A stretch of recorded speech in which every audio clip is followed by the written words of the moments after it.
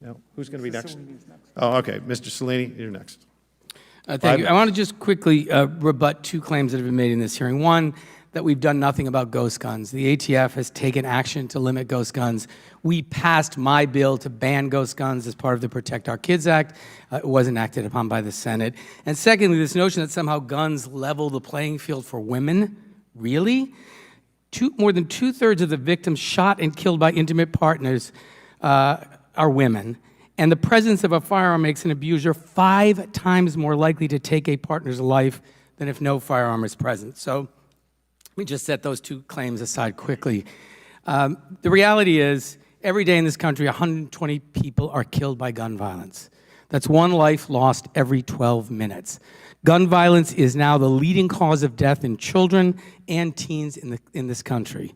There have been more mass shootings than days in 2023. Our children are participating and being traumatized by active shooter drills because the risk of a school shooting is so high. We've even seen a new design for a bulletproof mini room to be installed in classrooms to provide better protection if they're forced to shelter in place. This has become our day-to-day reality in the United States, but we cannot accept this as normal. And yet, as we continue to see the gun violence epidemic in this country continue to grow, how do my Republican colleagues respond? By trying to abolish the ATF, the agency responsible for implementing regulations to curb this violence and carnage. And that brings me to my first question.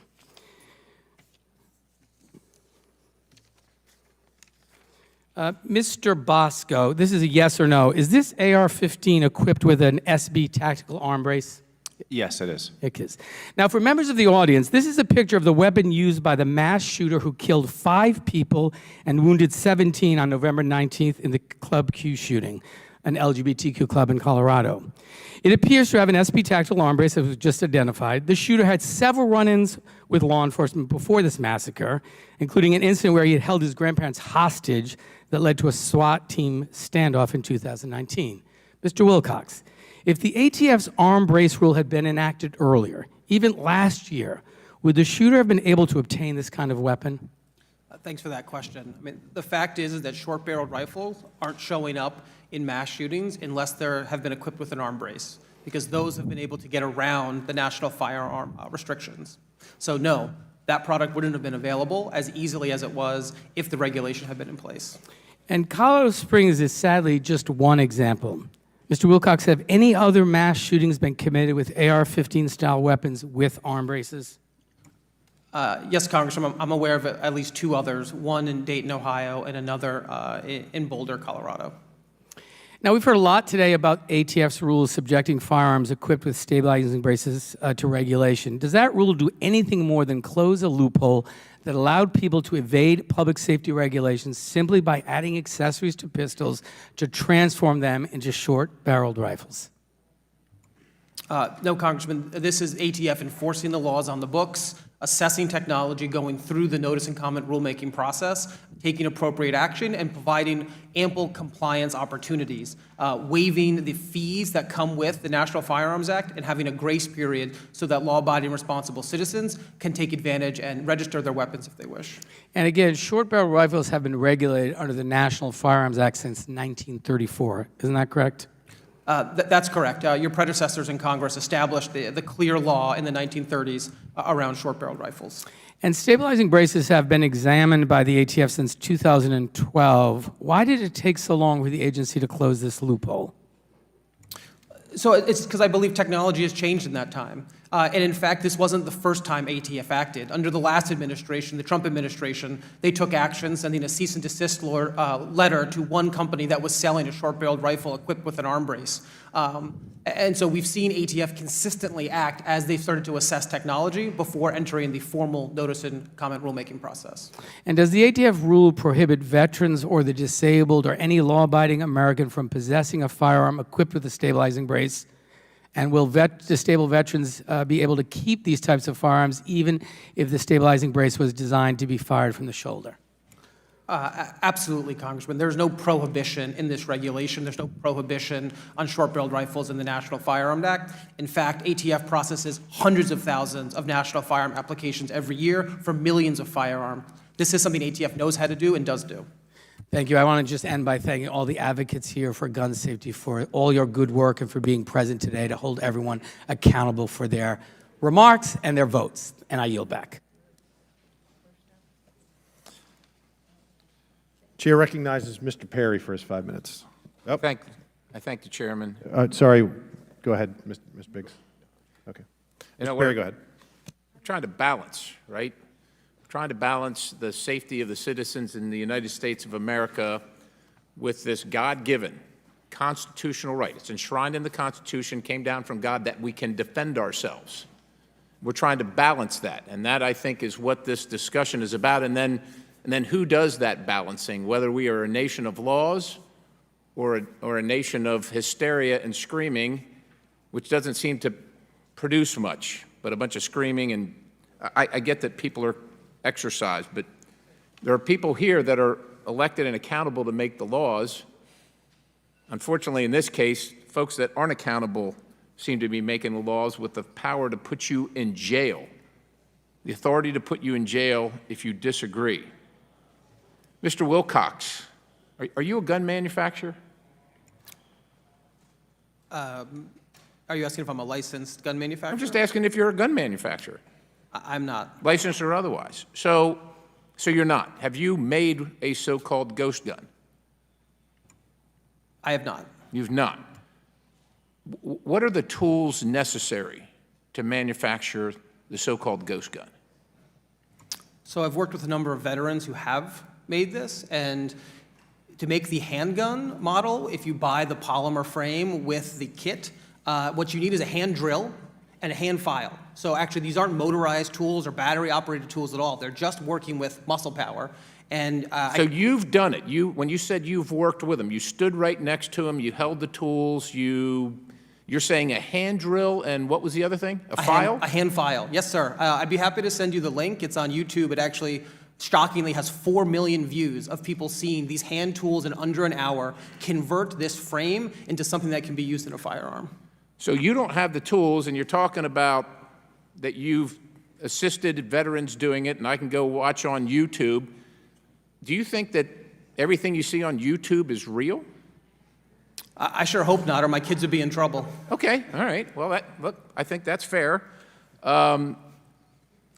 What are the components of what you characterize as a ghost gun? Look, the core of the ghost gun is the frame or the receiver that can be readily converted into operational status. And ATF is making So hold on a second. Let's be clear. The frame or the receiver, or the frame and the receiver? What is it? It's a good question, sir, but the frame I know it is for the handgun and the receiver is for the long gun. So a handgun doesn't have a receiver? That's correct. And a long gun does? Correct. Interesting.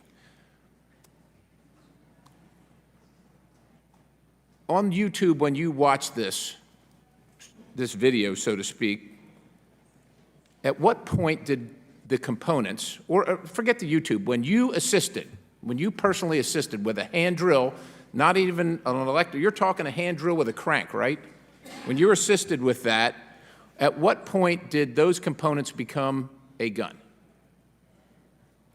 When Polymer 80 was selling those parts, those are firearms and should be regulated as such. At what point did it, so when it was in the package and it showed up, was it a gun? Yes, that's a You firearm. could fire it. You could fire it when it showed up in the package. That's not what the law says, sir. No, I'm asking you. When it showed up, however it showed up at the house, in the package, before the drill, the hand drill, and the file, was it a gun? Yes, sir, because Congress has defined firearms. Could you fire it? That's not how Congress defined firearms, sir. And how does Congress define firearm? An operational weapon. Is it operational when it shows up in the mail, the components? Yes, sir. So why are you filing and why are you drilling it? Because the firearm definition is operational. Or No, I'm asking you, if it doesn't work when it shows up, why do you have to do those things? Sir, the point is it's not a gun. At what point are you going to outlaw, or are you going to sanction the ATF outlawing a block of aluminum, a block of steel, a screw? And by the way, you have no idea what you're talking about regarding receivers or frames. Sir, you are unqualified to comment on this because you have no idea what you're talking about. You haven't manufactured anything. Let's face it. You have no idea. Sir, I'm going to turn to Mr. LaRosiere. Do folks that kill other people, do they apply for permits when getting a gun? Certainly not in my experience. Criminals. Do criminals go out to their local gun shop and fill out the paperwork and pray to the good Lord that they're not found out to be criminals when they want to purchase a gun? I think it would be odd for them to do that, so no. I yield the balance, Mr. Chairman. Okay. Thank you. Chair recognizes Mr. Krishnamurthy for his 5 minutes. Is it? We just told Krishnamurthy. No? Hi, how are you? Yes. Yep. Okay, good.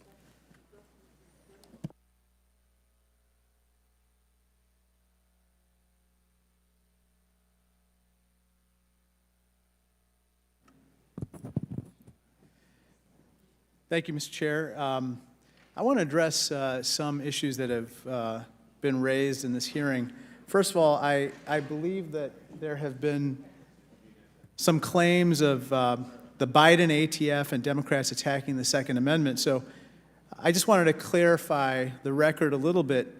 Mr. Wilcox, I was under the impression that it was the ATF under the Trump administration that issued a notice seeking public comment on criteria for evaluating stabilizing braces, correct? That's correct. And that was December 18th, 2020. However, ATF's notice to address the stabilizing brace was abruptly abandoned on December 31st following pressure from House Republicans. Isn't that right? That's my understanding. In fact, 90 of my House Republican colleagues pressured ATF into withdrawing its guidance on this particular topic. Mr. Wilcox, how long did it take for a mass shooting to occur involving an AR-style pistol with a stabilizing brace following the rescinding of ATF's notice? Tragically, sir, I think it was mere weeks. Well, it ended up being only 3 months later. On March 22nd, 2021, 10 people were tragically killed at King Soopers grocery store in Boulder, Colorado, by a gunman who was armed with an AR-style pistol with a stabilizing brace. Now, Mr. LaRosiere, you have a YouTube channel called FUD Busters, isn't that right? Oh, I see you're a fan. I actually have a screenshot right here. Thank you. This is your YouTube channel, correct? Yes, sir. Okay. And FUD Busters is kind of your handle for YouTube and social media, isn't that right? For YouTube, correct? Okay. And you have a similar account for Twitter with FUDbusters, correct? Yes. Okay, very good, very good. Well, we went back and looked at your Twitter history on FUDbusters. Can you hold that, please? And this is what we found. Can you see this tweet? Yes, I can. This is from January 27th, 2023 at 7:51 p.m., where you said something very, very disturbing. Mm-hmm. What were you thinking when you wrote that statement? I was very upset about the very public execution of an individual, but I don't think that that's the subject of this hearing. Those are your words, right? Oh, yes, they are. Correct. I find these deeply offensive as somebody who believes very much in protecting law enforcement, not attacking them. Mr. Wilcox, what's your reaction to this particular tweet by Mr. LaRosiere? I find the words offensive. I think it is an attack on law enforcement, and to the subject of this hearing, we need to be supporting agencies like ATF who are doing the work on the front lines, not threatening to abolish or defund them. And certainly not this, probably, too. No, sir. You know, Mr. Chairman, I just respectfully submit that when we talk about law enforcement in this way, using such epithets about them, that we are really harming public safety, not enhancing it. And Mr. LaRosiere, this is deeply, deeply disturbing conduct. Thank you so much, and I yield back. Chair recognizes Mr. Biggs. Thank you, Mr. Chairman. I'm just going to submit 2 articles for the record, one from the Washington Times, one from ABC News. Interestingly, where the gentleman who was escorted out earlier was escorted from the President Biden's event earlier. Thank you. Without objection, so moved. Chair recognizes Mr. Tiffany for his 5 minutes.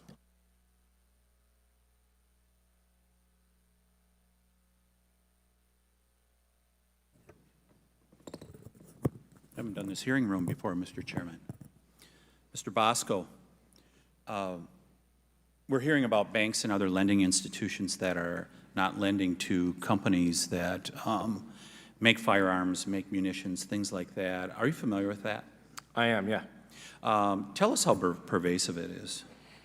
Well, I mean, as a small business owner, when you start off a company, obviously somebody like myself who does not come from money had to go through typical lenders to try and find funding for what I was doing. And the minute you either, you need to find a smaller bank, essentially.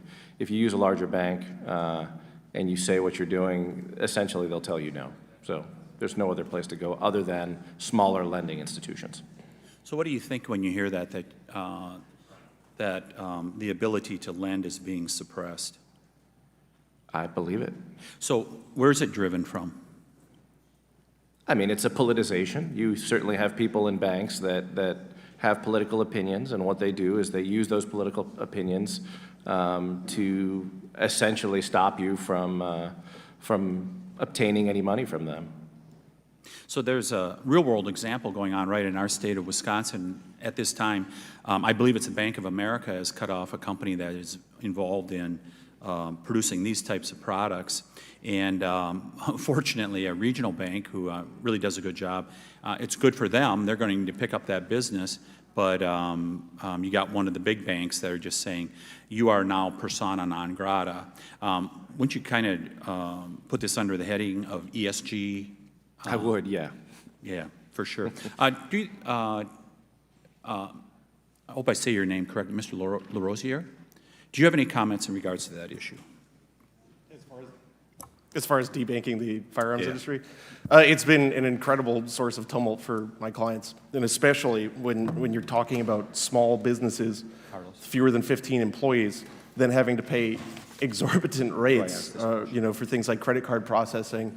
That's why I'm glad that measures have been taken in states like my own in Florida to kind of put a stop to that. But I'm also involved in the firearms industry, and I can certainly say that most people will have to either find some unconventional loans or self-start and bootstrap, and very often resort to credit cards, whereas other businesses don't have that problem. Thank you. Mr. Wilcox, if a person lies on Form 4473 and is a user of unlawful drugs, you can get between 5 to 10 years for that. Is that correct? Is that my understanding? No, I believe Congress changed the sentence last Congress. What is that sentence now? Up to 15. Up to 15 years. Why hasn't Hunter Biden been prosecuted for the crime that he committed? I'm not aware of the facts of that case and can't comment on it. Okay, who do we talk to see why this case is not being prosecuted? I mean, he said very clearly in his book that he used drugs, he had a gun, at least a gun. Point of order, Mr. Chairman. State your point of order. Totally irrelevant and not germane to this proceeding. Sir, he's got his 5 minutes. Go ahead, continue. Okay, so I understand why you do not want Mr. Wilcox to answer that question. It's very clear why you don't want, because there's a dual system of justice in America. That's what's going on right now, and everybody's talking about it across America. There's 2 standards of justice that are going on. So I'll just close by saying this, Mr. Chairman. You know, time and again we find ourselves addressing these cynical plays by the Biden administration.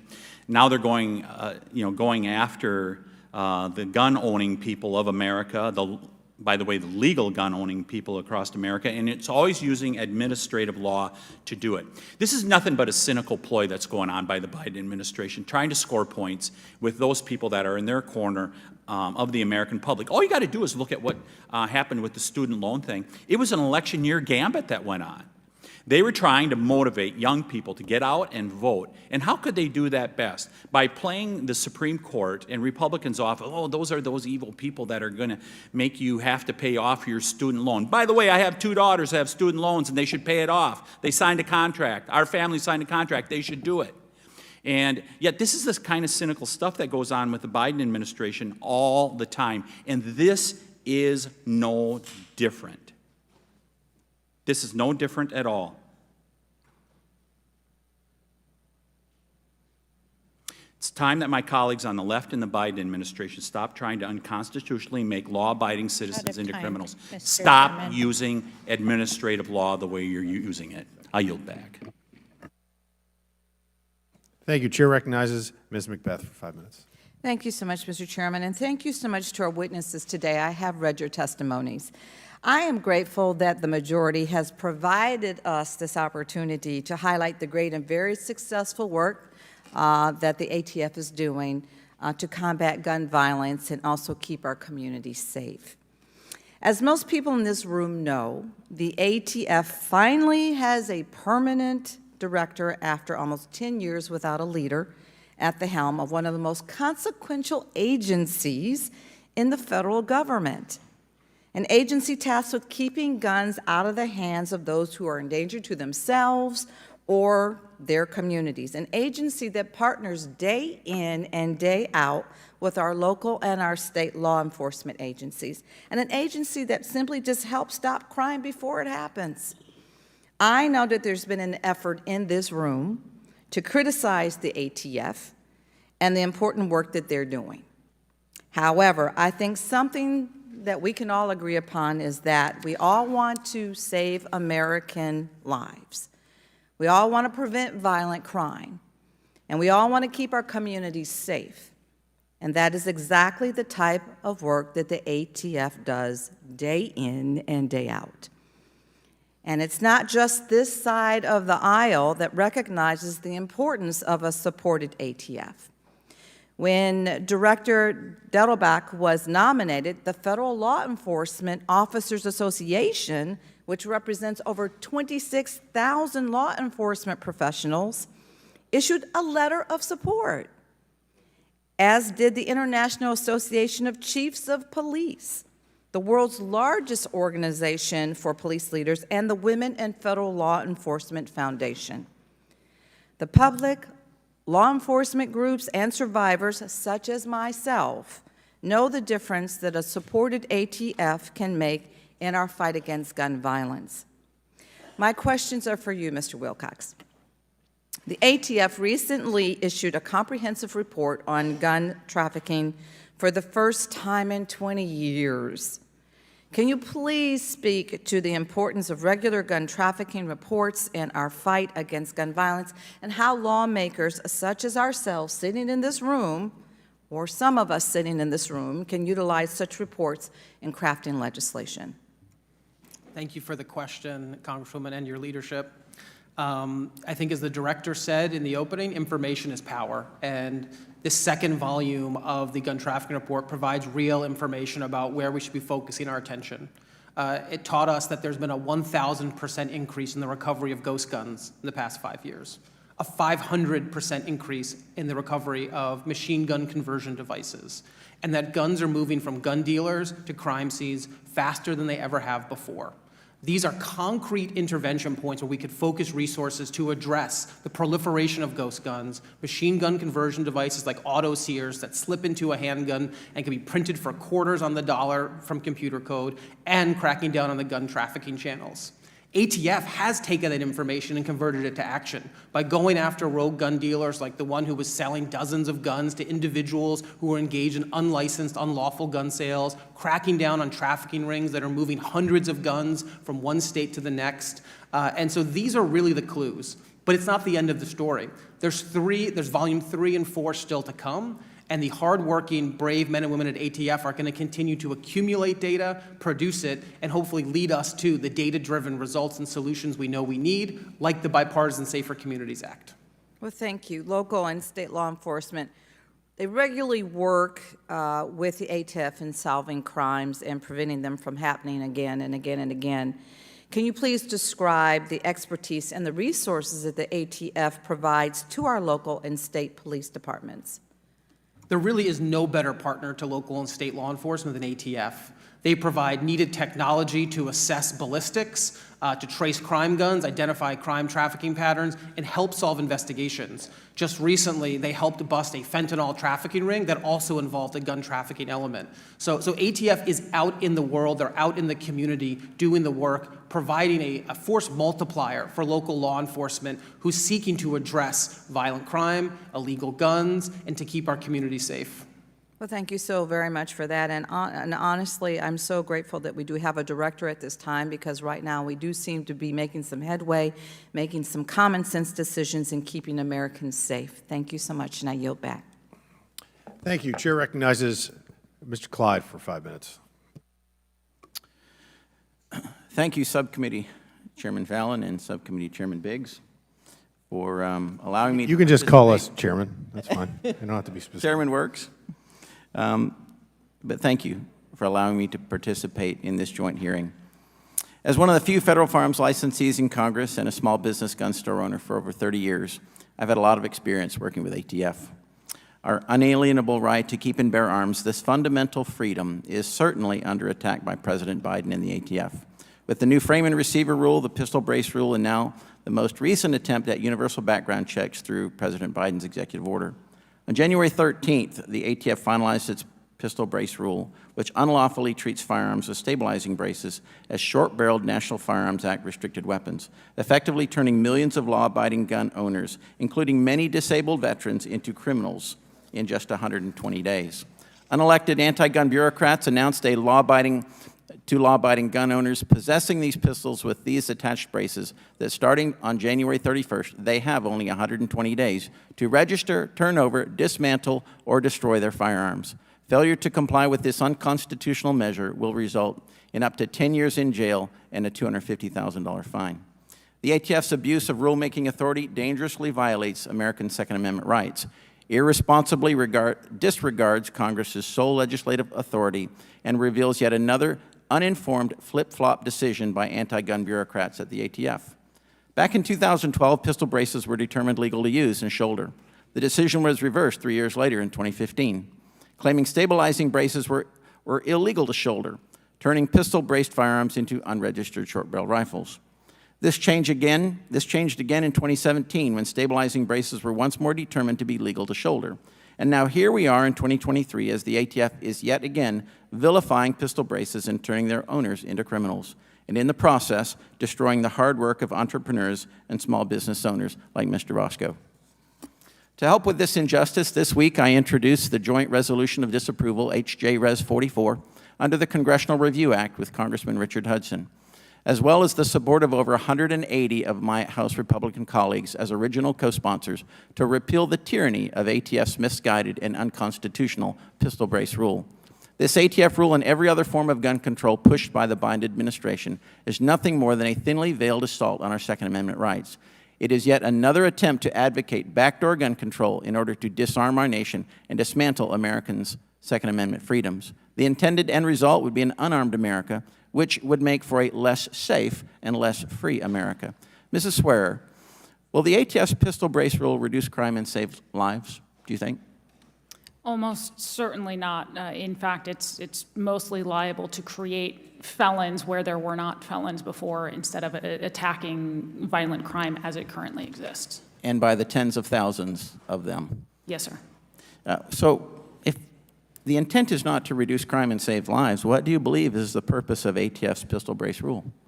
I firmly believe that the intended purpose is simply to try to do something, if you will, about gun violence in the typical way of, well, look, we've done something. We've regulated more. The problem is the regulation is not directed at the violent criminals themselves. It's directed at millions of peaceable citizens who are not and never were the problem. Meanwhile, to the extent that it is regulating these devices for would-be violent criminals, well, congratulations. They have a plethora of other ways of either obtaining that same firearm, because if they're not prohibited and just spent on violence, they can pay the $200 tax and they still have the same firearm, so we haven't even cut down that option for them. Or they can turn around, as most of them do, and break other laws, obtain firearms off the street with pistol brace or no pistol brace, NFA or not NFA. And as most of them do, they're already not using these firearms. They're using non-NFA firearms. Right. It just is not directed remotely at any part of the problem. Mr. Bosco, in 2012 and 2017, the ATF found pistol braces were not subject to the National Firearms Act controls. Has the basic design of stabilizing braces changed over the last 6 to 10 years? The brace has been the same thing that I've done in 2012. It is a piece of rubber that attaches to the back of the firearm with 2 flaps and a strap, and it allows you to fire the weapon more safely. It does nothing to change the lethality of the firearm. Okay, so why do you think ATF flip-flopped and then flip-flopped again on the decision process concerning the legality of the pistol brace accessory? Because the political winds at the ATF changed. That's simply it. They needed to do something, anything, and the one thing that I think a lot of people wanted to talk about was the brace issue. And they talked about it, and the process through which they're doing it is this promulgation of regulation. And now, after I don't know how much time, I mean another 2 weeks, 3 weeks, 2 months, 10 to 40 million Americans will be criminals. Gentleman's time is Thank you. expired. Thank you. Chair recognizes Ms. Holmes-Norton. Thank you, Mr. Chairman. This question is for Mr. Wilcox. Mr. Wilcox, we're still early in the 118th Congress, and we've already had numerous hearings on public health emergencies, specifically fentanyl.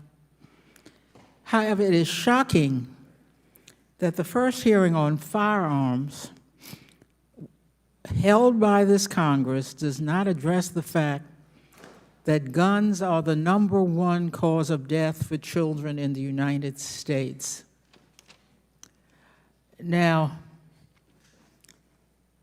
that has been alluded to before in this hearing, but it should be noted that in 2020, for the first time, guns surpassed auto accidents as the leading cause of death in children. 6,000 children were killed or injured by firearms just last year in 2022. Our Republican colleagues don't focus on gun deaths. Instead, they are worried that the ATF is taking steps to better regulate short-barreled rifles, which they have had the authority to do for nearly a century. But let's get back to public health. Mr. Wilcox, how did guns get to be the leading cause of death for children in the United States? Thank you for the question. I think it's because the other leading causes, automobiles, cancer, well, those are instances where we've innovated for safety. We've innovated for safety with laws, with regulations, with concrete industry action. The way we drive cars today is very different than how we drove it 10, 15, 20, 30 years ago. And we've seen children's death from automobiles decrease dramatically as children's death from firearms continue a slow but steady increase. And so we need that same kind of attention to law, regulatory change, and industry effort if we're going to keep our kids safe. Thank you, Mr. Wilcox. I do want to note for the record that North Dakota has a higher per capita murder rate than California. And there's a difference with cars because they are registered. I want that noted for the record. Mr. Wilcox, during the pandemic, we saw a surge in gun sales across the country. Mr. Wilcox, what effect did the surge on sales have in gun trafficking? So the surge in gun sales also came with an exacerbation of existing loopholes and a dramatic spike in the speed of gun trafficking. In 2021, we saw guns move faster from dealer to crime scene than we really have at any time before in recent time. 54% of the crime guns that were recovered in 2021 were likely trafficked because they had been purchased within 3 years. And shockingly, 32% of the crime guns recovered in 2021 were purchased just a year before. So a third of the crime guns were purchased a year before. I think those are very troubling statistics, but they're also opportunities for intervention so that we can stop the flow of the iron pipeline, we can stop illegal gun trafficking. Recently, the president promulgated an executive order on gun violence. That's been very much noted in the news. And ATF has been taking steps to pursue its mission to stem gun violence. So, Mr. Wilcox, how will these actions help stem the public health risks posed by guns to Americans across the country? So I think the president's most recent executive order is a home run for public safety. If I could touch on just one piece, it's to take a part of the Bipartisan Safer Communities Act and direct the Attorney General to issue a clarifying regulation that will get as close to universal background checks as possible. And through that, we'll be able to take a major bite out of the marketplaces that gun traffickers go to acquire guns, the gun show loophole, the online sales loophole. That's what the president's getting at, and that is the potential to have a big win for public safety, to keep our kids safe and keep our communities safe. Well, thank you very much. I yield back. Thank you. Chair recognizes Ms. Luna for 5 minutes. Good afternoon, everyone, and thank you for being here today. I just wanted to start out by saying that probably not just on this committee, but in the entire House of Representatives, I am the only member of Congress that has both survived an armed robbery, a home invasion, a gang shooting on my school campus, and I remember being a young girl and being brought to a cousin's funeral that had been murdered. She was shot. So when I hear people trying to turn this, which is a hearing on a stabilizing brace, into issues of gun violence and raising the topics and concerns of children and violence against children, I would like to remind people that in Washington, Chairman, if I could submit these to the record, in Washington, So moved. thank you, we are allowing for late-term abortion, and these babies were born alive. And my colleagues are not acknowledging that. So I just want to put that in perspective, that I don't believe that this is about protecting children. I believe that this is a political argument from people that have not gone through experiences and are seeking to use this platform to write legislation that's unconstitutional. So my following questions are for Ms. Sawyer. Do you believe that firearms and women that have firearms is apparently anti-woman? Yeah, so this has been something that's been raised several times in this hearing, this idea that guns don't protect women. Of course they do. And I personally take offense at having my natural right to self-defense mansplained to me by members of this body who come to work every day protected by armed men with guns, very much believing that those guns are keeping them safe. And I tend to agree with them that those guns are, in fact, a large component in keeping them safe. I would also point to the defensive gun use database that we run at Heritage. So many of those instances involve women who otherwise would have been at a physical and strength disadvantage, who were able to use essentially self-defense at a distance to take on and defend their rights in ways they otherwise would not have been able to. Thank you. My next question is for Mr. Bosco. Mr. Bosco, as I'm sure you may know, one of the leading causes of death in this country is obesity. Do you believe that we should place a ban on spoons? I don't think spoons should be regulated, but if they are regulated, it should be Congress that does it and not the FDA. Do you believe that somehow controlling someone's spoon access is going to prevent them from becoming obese? I don't believe that will make any difference, no. Well, I'm so glad you've clarified, because clearly in this instance, and actually, I'd like to follow up with one more question. For veterans that are disabled, would this law turn those veterans who have served their country, regardless of party affiliation, into criminals? So this law will place burdens on every American who owns them, and it won't allow people to own this product without following through the process. So will veterans not be able to use the product? They will have to register their firearms and go through a burdensome process of doing it. If a veteran is unaware that this has passed, would that turn that veteran into a criminal? Well, anyone who doesn't read where you can find all the regulations is not going to know about it, and they will be subject to a 10-year felony offense. So, and I don't know how many people read promulgation of regulation on their spare time. I know that a lot of us do here, but I can certainly tell you that there's a lot of gun owners in the United States that don't know anything about this. What the ATF has done with this administration, with the weaponization of this agency to take something that is basically done to aid people that are disabled and then make this about protecting children from a majority of members who have never experienced gun violence and or seen the direct outcome of what happens when bad people obtain guns of which you will never be able to regulate is not only an abuse of, I think, authority, but it's unconstitutional. I thank you for being here today, and Chairman, I yield my time.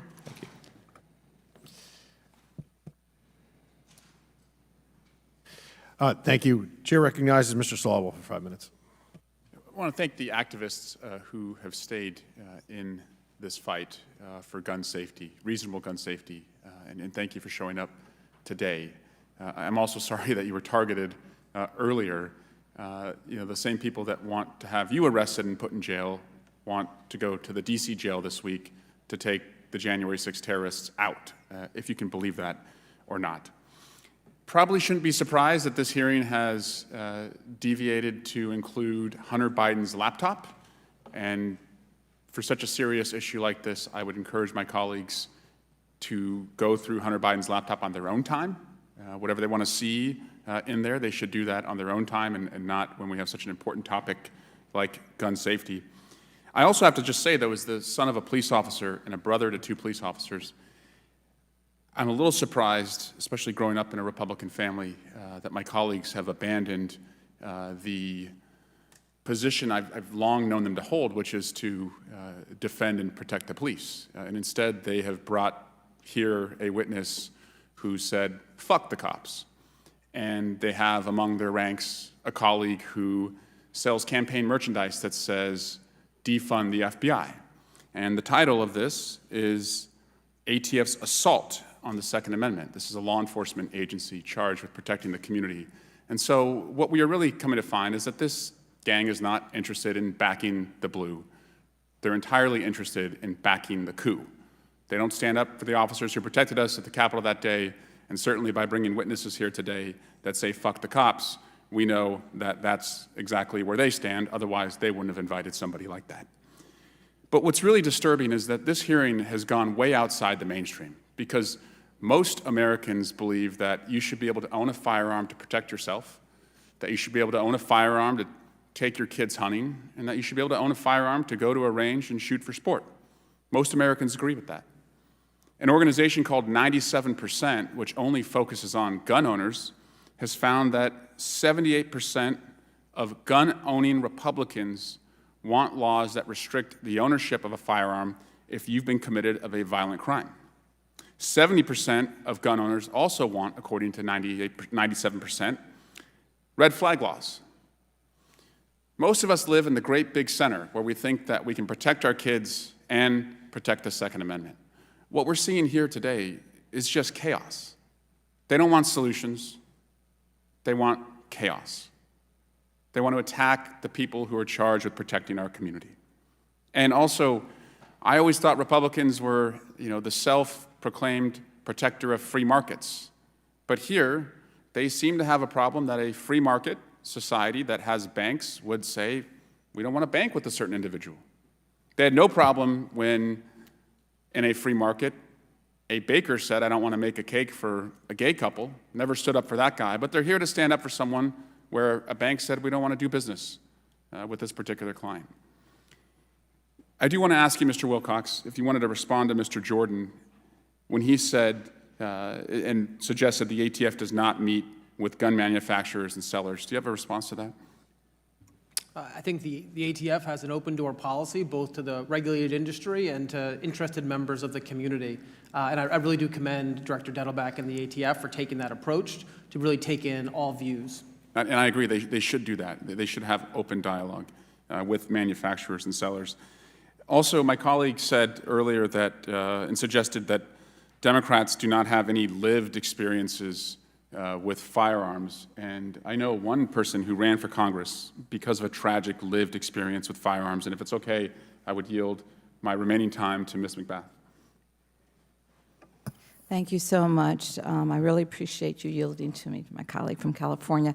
And I'd just like to say to my Republican colleague, to make a blanket accusation that others in this room have no relative experience with violence or gun violence other than you is definitely very premature.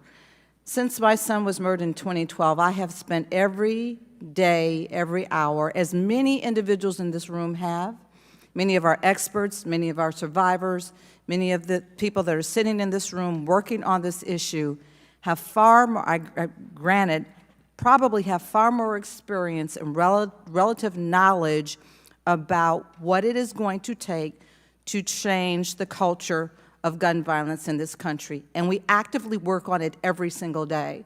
So I really take offense to the language and to what you said, and I would hope that you would just think more candidly about the remarks that you make going forward, because as a survivor, I am very, very, I'll just say very disgusted by that remark. Thank you. Yield back. Chair recognizes Mr. Edwards. Thank you, Mr. Chair. To all of you, thanks for being with us this afternoon. Mr. Wilcox, we probably have gone through this, but I just need to clarify a couple of points to help me make a point. And this is irregardless of the fact that many of my colleagues have, and a couple of the witnesses have already made the point that the laws of this land should be made by Congress, not by any federal agency. So I'll skip through that. Did you testify that a pistol brace will not change the capacity of a firearm? I don't believe I was asked that question. All right. Will a pistol brace change the capacity of a firearm? What do you mean by capacity, sir? The number of rounds. No, sir. Will a pistol brace change the firing speed of a firearm? No, sir. Will a pistol brace... Well, let me back up there just a minute. And so what I hear you saying is a pistol brace will not change the basic mechanisms of a firearm that makes it more dangerous. No, sir, I don't think that's precisely correct. Mr. Bosco, are you familiar with the Form 4473? I am. All right. Are you an FFL dealer? I am. Yeah, so am I. Okay. It's getting to be a smaller and smaller club. Mm-hmm. I'm glad we're here. On a Form 4473, there are basically two types of firearms referenced. Will you tell us what they are? One is other. The other one, well, there's pistol, rifle, and there's other, or receiver is what we call it. So, yeah, depending on the form, long gun, handgun. Which of those is typically more regulated by the states? Pistol. And so we saw a diagram that Mr. Fry had here a while ago of a long gun and then of a pistol that had been made into a long gun. Mm-hmm. Can you help me think through the rationale of why anyone would want to make a gun, or would want to prevent us from making a gun that looked like and behaved like one that was less regulated? Is there some logic there that you can see that I cannot? I've not seen much logic, with all due respect to everybody here, and I think the problem is that a lot of people really aren't informed about what is and is a pistol and what is and isn't a rifle. And frankly, it's very nuanced, so in their defense, it's hard to really understand all of this. So what I would say is that the product is a safety device. My colleague was talking about innovation for safety when it comes to vehicles. And that's what's helped vehicles be safer. Well, this is an innovation for safety for firearms. All it does is help you fire a large pistol more safely. It does nothing to change the lethality of the firearm. Mr. Cicilline as well showed the picture. It's a terrible thing that happened. But whether my product is on there or not changes nothing. And it hasn't changed anything for 10 years. All of a sudden now we're going to say that a pistol is a short-barreled rifle. It's not the way things are done. If they want to make that change, they can make that change through Congress. ATF should not be able to make and say that a firearm all of a sudden is something else. It's not the way it should work. Thank you. And so what I heard here is that a pistol brace does not change the firing capacity of a short gun, and a pistol brace makes a pistol, a short gun, into a long gun, which is even less regulated, and that seems to defy logic. Thank you very much. Mr. Chair, I'd like to yield the rest of my time to Ms. Luna. I just want to correct for the record, as words matter, especially here in Washington, that I did not say I was the only person, but I am definitely the only person that has those listed experiences. So to take my words out of context, I'm not in the business of listening to if people are offended. I'm in the business into finding the facts, and the facts are is that I have one job, and that is to uphold and defend the Constitution, and for people to try to take that and then use this position, clearly that, again, I will reiterate that we are focusing on a brace, not gun violence, and the rest of these topics and rabbit holes, rabbit trails that they're going down. The point is that bad people will always obtain guns, and regulating the rights of law-abiding citizens to do other than that is not going to do anything but enable the bad guys. Chair recognizes Representative Frost. Thank you so much, Mr. Chair. You know, I'm glad to hear that my colleagues on the other side of the aisle, and I've heard it said time and time again, are very concerned about the overreach of government. And I want to give a suggestion. We should look at a state where government is very much overreaching, my state of Florida, where our Governor Ron DeSantis is abusing the power of the state to target people who disagree with him. And so if folks want to talk about government overreach, I suggest going to where it is the worst, in fascist Governor DeSantis. I'll also say this. We heard people talking about, folks talking about disabled veterans, which is an incredibly important issue to me, as my father and a lot of folks in my families are veterans. I come from a military family. But I just want to state for the record, no disabled veteran group submitted public comment about the ATF rule as an issue. And when we reached out to these groups, they advised that they do not intend on taking that position. Mr. Wilcox, do you want to speculate why they're not wanting to comment on this? I'm reticent to speak for another organization, but I'd have to guess that it's because they don't see it as a disabled veterans issue. Okay, thank you. Mr. Wilcox, how many people did we lose last year due to gun violence? There was 48,830 people killed by guns in this country last year. I know we lose 100 lives a day due to gun violence. Hundreds are shot a day, and thousands survive shootings. Is that correct, Mr. Wilcox? That's right, and my numbers actually were for 2021, not For last year. Over time, is this problem getting worse, or is it getting better? Sadly and tragically, it is getting worse. The rate of gun deaths has increased 39% from 2012 to 2021. Does the premise of this hearing get us any closer to solving gun violence? I think at times we've talked about the value of ATF and common sense gun laws, but I think the premise itself does not get us, of the hearing, much closer to the solutions that we need to this gun violence epidemic. I just heard one of my colleagues bring up the fact that this hearing's about a brace and it's not about gun violence or victims or anything like that. And I think it goes to show just how much people don't understand what it means to take a step back and look at an issue holistically. And that's why this is about everything. It's about victims. It's about the brace. It's about the families. It's about the fact that if you have a child in this country and God forbid they die before the age of 18, the most likely reason is because they were shot to death in this country in 2023. You know, I plan on acknowledging 3 people. Both of them are not in this room anymore. Folks who I've worked with and that I know, Manny and Patricia Oliver, who lost their son, Joaquin Oliver, in the Parkland shooting. To lose a child to gun violence, to see the photos of your child sitting in a pool of blood, I can't imagine that. You know, Manny and Patricia have dedicated their lives to fighting for a world where true justice can be achieved, because unfortunately, there is no justice for the dead, and true justice is ensuring that this never happens again.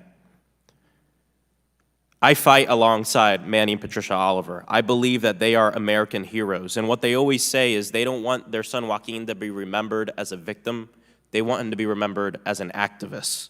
And today, Republicans on this committee chose to sit in front of those parents and the survivors and organizers and advocates that are in the audience right now, people who are reliving their trauma, listening through this, people impacted by gun violence across the nation, and show that their priority is gun lobby money, manufacturers who profit off death, and creating fake narratives for political gain.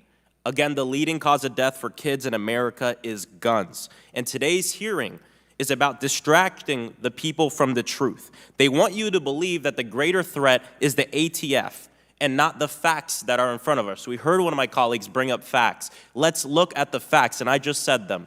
100 people a day. And I know it's easy to say a number and forget that behind every number, there's a human. There's a Joaquin Oliver.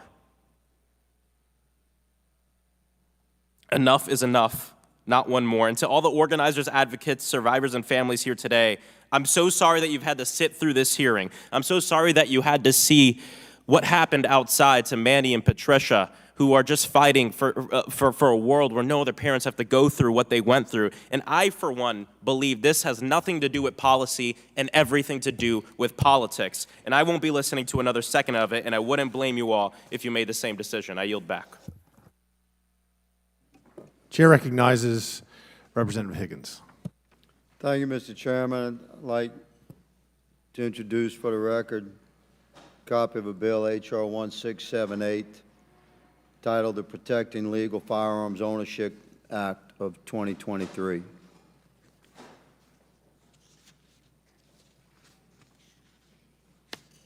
This bill was given to staff prior to the committee, Mr. Chairman.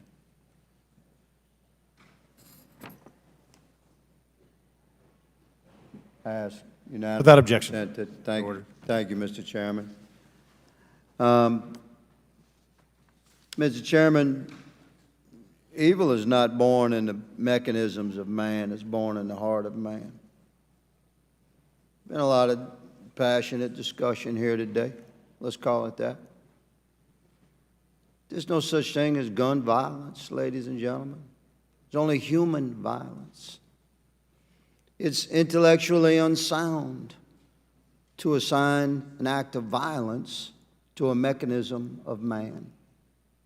So we are an assemblage of people, and sometimes it's quite inconvenient to my colleagues that lean left, that we live in a representative republic, and we are a constitutionalist nation.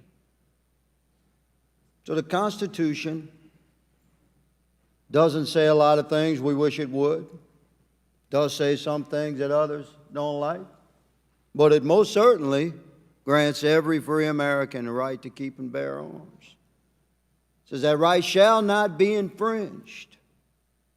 And we have a balance of power, Mr. Chairman, as the founders intended, between the executive branch, the legislative branch, and the judicial branch.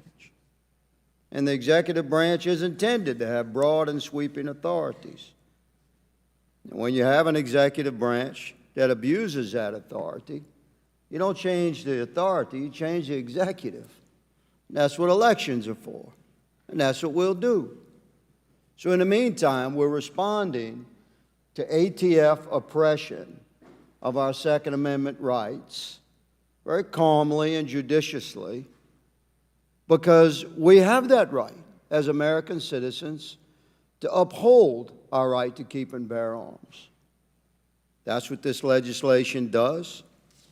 Biden administration, with the stroke of a pen, through ATF rule is forcing Americans into felony possession of illegal firearms with the stroke of that pen. So this legislation maintains the legal possession and ownership of a firearm or a firearm attachment according to the rule regime that existed when it was legally owned and possessed. Pretty simple response to the oppression we're seeing out of the federal government. Ms. Swearer, thank you for being here. Do you recognize that the founders intended to give broad authority to the executive branch? No, the authority of the executive branch, just as for all branches of government, is fairly limited, and certainly the executive branch is not tasked with such broad authority to create or pass or legislate laws into existence, just to enforce those. Solid answer. We can debate about that when we have more time. I would suggest that the language of the Constitution does indeed intend is what I call executive authority. There's no votes, there's no legislation passed, there's no judicial procedure. It's executive authority. So when that executive authority is abused and infringes upon our constitutional rights, do we not, as Americans, you're a constitutionalist, good lady, I'm sure, do we not, as Americans, have the right to respond and stand for our rights? Well, certainly the congressional branch has the opportunity to respond with both other branches for checks and balances. We can write legislation, but individual Americans have that right to stand, correct? We certainly have the right to. What I'm getting at with this is that Americans were left out of this loop. They purchased a weapon legally. They went to their gun dealer, they gave their information, they had their background checked, they purchased their weapon, they brought it home, they've committed no crime, and yet they've been criminalized by the Biden ATF. And my colleagues across the aisle can deny that if they want to. But what I just stated is fact. Mr. Chairman, I thank you for allowing me to participate in today's joint committee hearing, and I yield. Thank you. Chair recognizes Ms. Dean, Mr. Dean, Mr. Dean, Ms. Dean, sorry. Ms. Dean. Hi, How you do? Thank you, Mr. Chairman. I appreciate the recognition, and I'm glad to be here in this august room. I just think that the title of this subcommittee hearings is really way off base. Instead of ATF's assault on the Second Amendment, when is enough enough? I think this should be called Defund and Dissolve the ATF. And I would put in a subtitle of When is Enough Gun Violence and Slaughter Enough in this country for us to do something about it? I'm a bit perplexed by the posture of this hearing as I've been observing it. You know, for the better part of 2 years, my colleagues on the other side of the aisle have made it a point to highlight the elevated rates of violent crime in this country, which we have suffered since 2020. They're not wrong to raise that issue. Analysis by the Brennan Center shows that the murder rate increased by roughly 30% and assaults increased by 10%. 75% of murders in 2020 were committed with a firearm. In the following year, 2021, nearly 49,000 Americans were killed by gun violence. Let's put that into perspective. Over the course of 20 years of war in both Afghanistan and Iraq, sadly, 7,000 U.S. service members were killed. In just 1 year, we lost 7 times that number of American civilians to gun violence. It is the ATF's job to help us address this uniquely American disaster. ATF is the federal law enforcement agency tasked with ensuring gun sellers and manufacturers that they are following the law. And it is the agency tasked with investigating and preventing firearms trafficking. And it is the agency's responsibility for tracing firearms found at crime scenes. The ATF's job essentially is saving lives from gun violence. And yet, some of my Republican colleagues have introduced legislation to abolish or defund, doing both, this critical agency. I am dumbfounded. No one who is serious about stemming the scourge of violent crime would make such an appeal. Mr. Wilcox, if you would, would you, let's take a look at a couple things. We had the ATF in front of a caucus, and the director of the ATF told us that they are struggling because they are severely underfunded and therefore cannot efficiently do their job to protect American lives. Could you speak to that part of ATF's burden? I mean, ATF has been underfunded for years, and I think thankfully this Congress finally changed that last appropriation cycle where they were appropriated $1.7 billion, which was a 14% increase, and included a $75 million appropriation to build a new crime gun tracing facility out in Kansas. An event that the director was at, along with Senate Republican Senator Moran, showing the bipartisan nature of funding ATF when there's real desire to fight crime and prevent gun violence. Yes, and I hope we don't undo that. Last year, ATF took action to reduce the prevalence of ghost guns, particularly difficult in my southeastern region of Pennsylvania, guns that lack a serial number and cannot be traced by law enforcement. Why are ghost guns a particular threat to our public safety? Look, ghost gun parts and the companies that sell them was a kind of money-making endeavor to get around the gun safety laws and create a product that was untraceable, perfectly designed for gun traffickers or those who wish to avoid a background check or detection. It makes law enforcement's job incredibly difficult because when a ghost gun is recovered at a crime scene, you can't tell who made it, who sold it, who first purchased it, and so the trail can run dry in an investigation right off the bat, and you can't actually identify the gun trafficking channels that are funneling guns into our cities. I thank you for that. Again, this was about ATF's assault on the Second Amendment. I wonder if any of the panelists, do you represent the ATF? Anybody here on behalf of the ATF? I find it strange that we would have such a hearing about ATF's alleged assault on the Second Amendment without bothering to ask. Will the gentlelady yield? No, I won't. Thank you. Without bothering to ask ATF. With that, I yield the remainder of my time. To Mr. Biggs? No, okay. Chair recognizes Mr. Roy. Thank my colleague from Texas, and I would simply note, and I just came from another hearing, I know we've got votes coming on the floor, the extraordinary concern that we have with bureaucrats making law, right? I mean, that's at the crux of this. We can talk about guns, we can talk about putting bad guys in jail, I'll do that in a minute.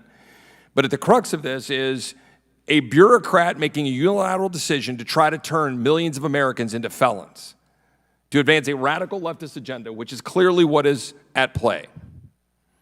And I wonder if, Ms. Swear, if you could comment, to the extent you already haven't, but just to reiterate, the extent to which the unilateral action by bureaucrats at an agency, at ATF, to do what Congress has not done, how that is clearly in violation of our separation of powers principles at play.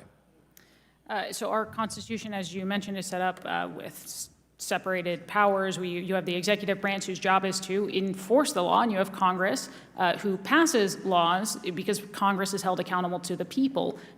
They are the ones who are elected. No official at the ATF is, or any other agency, is elected and held accountable through the democratic process. And you believe the ATF has abused its rulemaking authority here? Yes, and it has done so in a way that infringes on rights without the American people having a process by which to recall those appointees. And so therefore, is it your position that the rulemaking in question is in fact unconstitutional and unlawful? Yes, in several capacities. And therefore, it being applied to American citizens would be unlawful and unconstitutional, and therefore Congress, in its duty in separation of powers, has an obligation to check that overrun executive branch. Would the gentlelady agree? I would, yes. Well, I appreciate that. And, I would note, I heard one of my Democratic colleagues earlier, complaining that if we were to go after individuals who are violent criminals, that somehow that would put more people in prison. Yes, that is in fact the goal and the objective of that effort, is if people are violating the law and they are violent and they are a danger to society, then yes, I want them to be in prison. And as a former federal prosecutor who prosecuted bad guys with guns under Project Safe Neighborhoods, a bipartisan effort to try to target criminals who are using guns to carry out violent acts and crime against the American people, yes, I put bad guys in jail. And I'm glad. I'm glad. I hope we can put more bad guys in jail. But I don't want to put law-abiding citizens in jail who are exercising their Second Amendment rights and being able to defend themselves in their communities. And yet, that's what we're having an executive branch bureaucrat unilaterally decide to do. This should send shivers down the spine of all members of Article 2. And look, I don't view this through the lens of it being a Democratic administration. I didn't like it when the Trump administration was doing stuff like this. Whether it was the bump stock ban, I didn't like that either. But my colleagues on the other side of the aisle no doubt loved that because they loved the policy outcome. I thought that was bad. I thought it was bad that you go down the road of using executive power with respect to building a wall, which I support. I do support building a wall, but I don't support unending use of emergency powers to carry out that kind of executive action. And I introduced legislation in the previous administration to address that. Because I think we should actually, on a bipartisan basis, try to stand up against the overreach of the executive branch. And in fact, it is our duty in Congress to do so, irrespective of which party is holding power in the executive branch. I would only ask one last question, Mr. Bosco. When you were involved with the creation, development of the stabilizing brace, in your wildest dreams, did you think a bureaucrat would try to say that you didn't have a Second Amendment right to be able to use that? And could you please extol and accentuate the benefits of the brace? I never would have thought that ATF would unilaterally make a decision through the bureaucratic process to ban my product. Again, and as I said before, that's up to you guys. That's not up to a bureaucratic agency. The product was designed, again, as a safety product, an orthotic device. It changes nothing on the firearm. I have no disagreement with ATF's ability to do their job of putting criminals in prison, but I don't think anybody on this side should agree to give the ATF the authority to unilaterally make a product illegal and circumvent the legislative process. That's the only reason I'm here to talk about with you guys, is to say that. I don't want ATF to do that. If you want to do that, then you do that. But don't let an executive agency circumvent your power, your authority. With that, I yield back. Thank you, Chairman. Chair recognizes Mr. Khanna. Thank you, Mr. Chair. Mr. Chair, I want to use my 5 minutes to speak about what happened in this room earlier. Manuel and Patricia Oliver were here. They lost their son to gun violence. As a parent, anyone knows that that is the most painful thing that can happen to a human being. Now, I'm not going to say that their disruption shouldn't have been handled, but we need to, in this country, have some empathy. We need to have some understanding for people who've lost their child. I felt the same way, by the way, about the woman who testified here and lost 2 of her children to fentanyl. And I said, we need to have empathy for someone who's coming to the United States Congress and borne grief of the most unspeakable kind. And so if they curse or if they are angry, let's understand where that anger and pain is coming from. This is not about debating policy. We can have policy disagreements. This is about human empathy for a family who has faced enormous grief, regardless of where you stand. Gentleman yield. Yes, sir. How in the world do I know? I didn't know that woman. I didn't know. I have empathy for anyone that loses a child. I have children. I had no idea who she was. She was disrupting the hearing. She was asked to stop. She continued, and then she was removed, and then she ended up re-entering. So I don't know her. She was a stranger to me. Mr. Chair, I'm not questioning your motives, actually, and we've been on committees together. We've had conversation. One of the things I'm hoping you'll ask is, my understanding is that the father here was actually arrested, and I hope you would echo on a bipartisan basis that he should not be arrested for that, and that someone who has lost their son that they should at least, yes, okay, they disrupted the hearing, but come on, to arrest them for that, and I think... I believe he wasn't arrested for just leaving. I don't know what happened in the hallway. He might have been resisting. I don't know. I can't speak to that. Well, they weren't arrested. We did not request their arrest. We just requested their removal. Well, I think... What happened in the hallway, I can't speak to. You know, I think what would be helpful, Mr. Chairman, and I know Chairman Gallagher did this in protests in the China Committee, is if you would consider making a statement that given their grief and given what they've been through, that they should not be arrested. I mean, we can look at the circumstances. I can't imagine they did something that was not simply based on human emotion for losing their child. And I guess this is my broader point, Mr. Chairman, is this. Obviously, we're divided in this room about what the gun policy should be. You know, all the Democrats believe we need more regulations. The Republicans are saying, no, we don't need those regulations. And this is divided. The country is divided. And I acknowledge that division. And I'm not saying, okay, one side has the full monopoly on the truth. We're a divided nation on issue after issue. But there has got to be some sense, even as divided as we are, of human civility, of coming together as Americans, of recognizing tragedy, of recognizing loss, of recognizing pain. You know, the way this committee came together, frankly, when the ranking member, Raskin, had issues, and the committee came together. Can't we come together as people in a human way of tragedy, regardless of our view on guns? That's all I'm asking from this committee and from you, Mr. Chair, and to acknowledge that people who are here, many of them have suffered unbearable loss. And even if you believe, even if you're a gun rights, total Second Amendment believer, I know people understand the pain. And they probably understand why those individuals want stronger gun laws, even if they disagree with that. Let's acknowledge that pain. Let's respect that pain. Let's respect the anger and anxiety out there. And let's do that in a bipartisan basis. Will the gentleman yield? Will the gentleman yield for a second?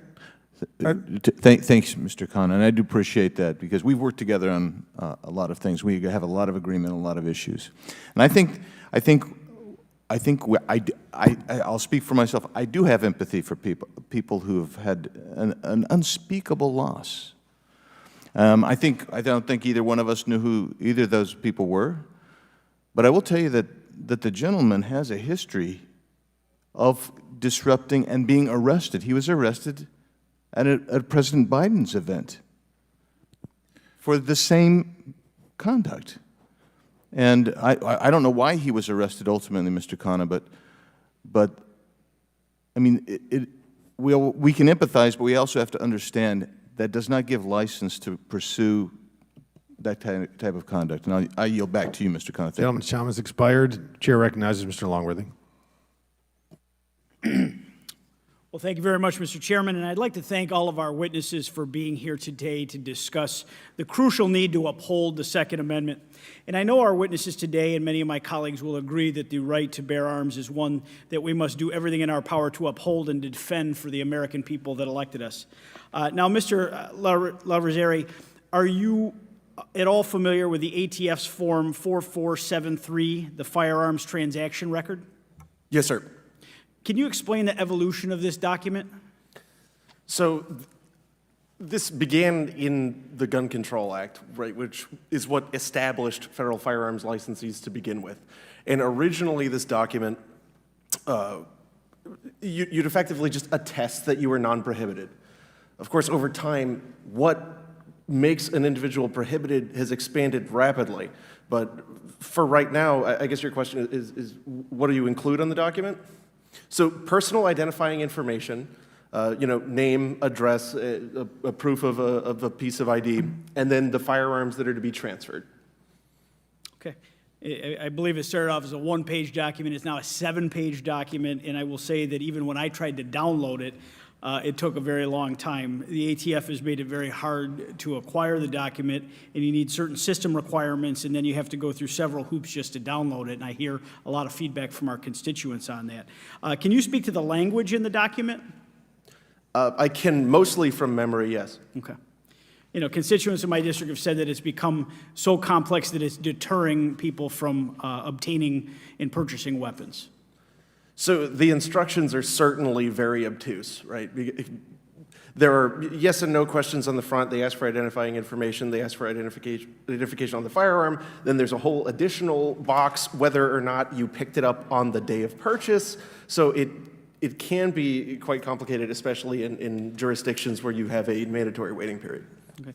Do you believe that the agenda at the ATF was to make the document a deterrent for law-abiding citizens to purchase firearms? I believe that the Gun Control Act was pretty facially a deterrent to the interstate transfers in arms. Now, I want to move on and talk about pistol braces. Mr. Bosco, we have all heard the story about why you created the pistol brace. In innovation like yours is what makes this country exceptional, and we applaud it. Why would the ATF impose rules against your pistol brace? I mean, I can't speak specifically to why or what the ATF did. I do know that it is a political issue. So essentially, the political winds at ATF changed after 10 years, and they decided that that was something that they were going to go after. We do understand that there were people, there was a transition team involved when Trump finished his presidency, and there was a Biden transition team that went into ATF and requested ATF asked them what things should we be working on, and those were the points that President Biden pointed out in his first speech about firearm regulation in his first weeks in office. Well, I do know that constituents of mine, specifically returning veterans who go to ranges, think it is an absolutely great innovation. It is very helpful to them in their lives. And lastly, Ms. Swearer, do you think that the recent ATF rules that are allegedly meant to deter crime might be leading Americans to obtain weapons in illegal fashion? I'm sorry, I'm not sure I understood that question. Okay, some of the various ATF rules and regulations that have been put on the books in the last several years, do you believe that they've been intended to make our law-abiding gun owners and purchasers appear to be acting in an illegal fashion?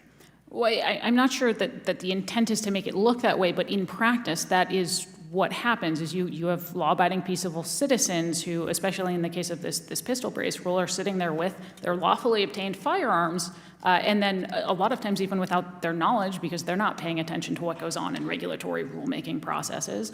Overnight, they are now felons, whether they recognize it or not. So in practice, regardless of what the intent is, in practice, this is not directed at violent criminals. It is directed at and has the effect of creating criminals out of peaceable citizens. That's great. In my home state of New York, many regulations have been put on the books that have drastically deterred legal gun dealers from selling to law-abiding citizens in preventing them from purchasing arms. Can you speak to what ridiculous gun regulations are doing to the law-abiding gun owners and legal gun dealers? Again, I would say, I know that time is essentially expired, sure. But to summarize, it has that same effect, regardless of what the intent is. In practice, the biggest impact that it has is to create criminals where there were not criminals previously. It's not directed at violence or violent crime. Thank you very much. I yield back, Mr. Chairman. Thank you. All right, we're going to recess and reconvene immediately after votes, so I'd say about 10 minutes after votes, and we are now in recess.